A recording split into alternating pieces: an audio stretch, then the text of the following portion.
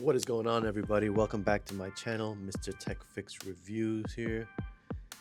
Today's episode, I will be doing a charge port on a S25 Ultra.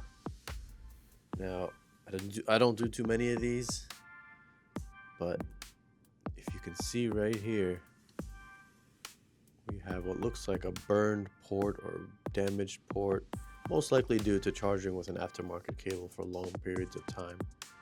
But that is the cause of the damage. It's not charging via charge port, but it is charging wirelessly still. We're just gonna go ahead and replace this port. Should be a quick and easy video. Hang around if you like stuff like this, and please subscribe if you haven't already.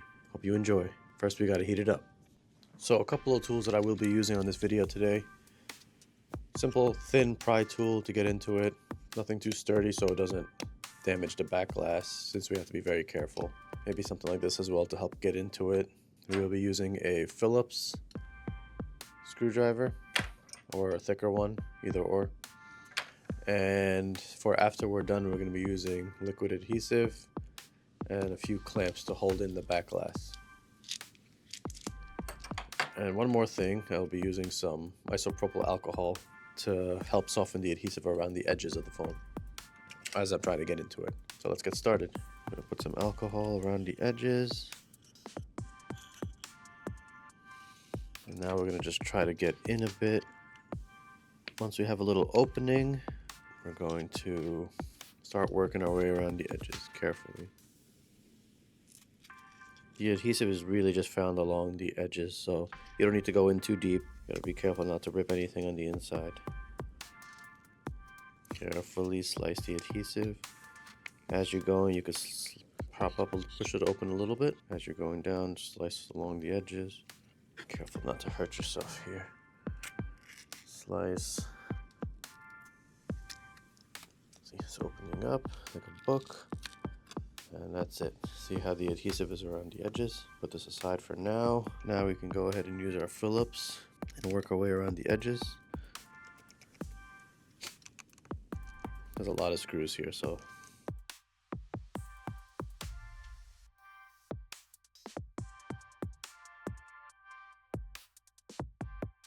this screw right here is black, so just keep that in mind when you're returning it, to put that in the same spot. All the other ones are the same, it's just that one.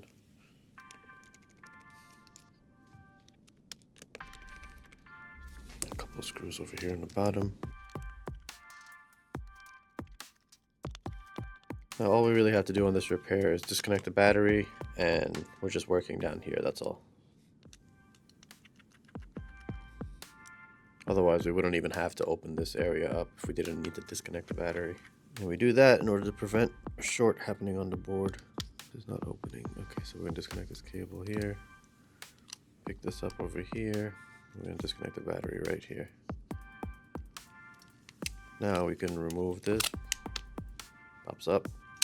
And we're going to be changing this piece right here.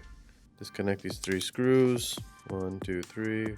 Take them all out. Make sure you have them separated. Now we do have to remove the SIM card first. I forgot to say that in the beginning. Right here. Take that out. Otherwise, this will not come out. Disconnect these cables. Move them out of the way. Now we're just going to pick this up a little bit. It should pop out pretty easily. So you can see the damage right there. Pretty bad. Wow. Look at that bad boy. Let's get the new piece. Just as a comparison, what a new one looks like and what the old one looked like.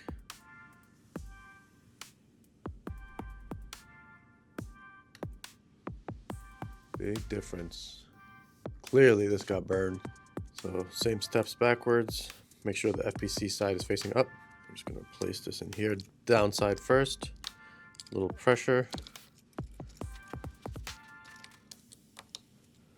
That's it. I'm going to return the screws.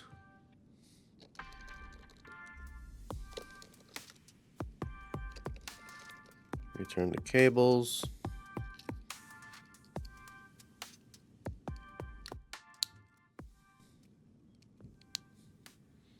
Now we can plug the battery back in and put this back so that we may test it out. See that this piece has a connection here. I'm going to put a few screws in just to hold it in so I can test it.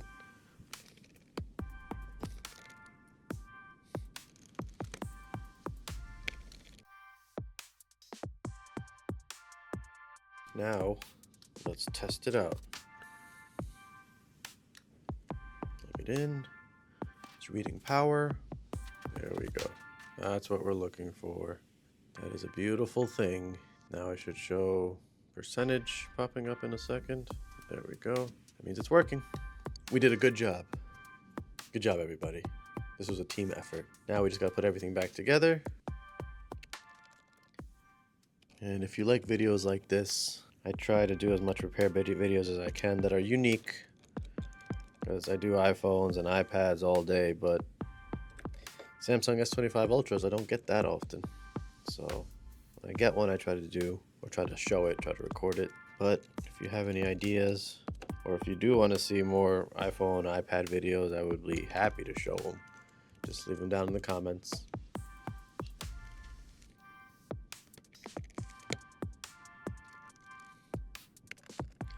Okay, I think I got all the screws. One is missing. Where are they? Right here. Perfect. Now, I like to reuse the original glue that's already here because it is strong. But I do like to add another extra layer of adhesive just for good luck, for good measure. I'm kind of OCD when it comes to putting stuff back together properly so that it does not come back with any issues, as any repair tech should.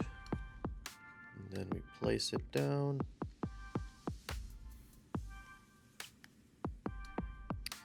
What I like to do is use a microfiber cloth and see how there's adhesive seeping out. Before I clamp it, I like to put some alcohol on the thing and give a little wipe down to all the seepage areas. Make it look as clean as possible, as if nobody has opened this phone before. You feel me? And then use the clampy clamps. One here. Maybe put one on each corner. One here, here, and one on the top right. You can throw any other clamp anywhere else if you want, in the middle maybe, but that should be fine. And that's it. Pretty simple, straightforward repair. Frame still has a burn mark from where it got burned before, but it's working now. So thank you for watching. Again, if you like videos like this, please subscribe, leave a comment on what you'd like to see me repair next, or review even. Thank you so much for watching, guys. Take care.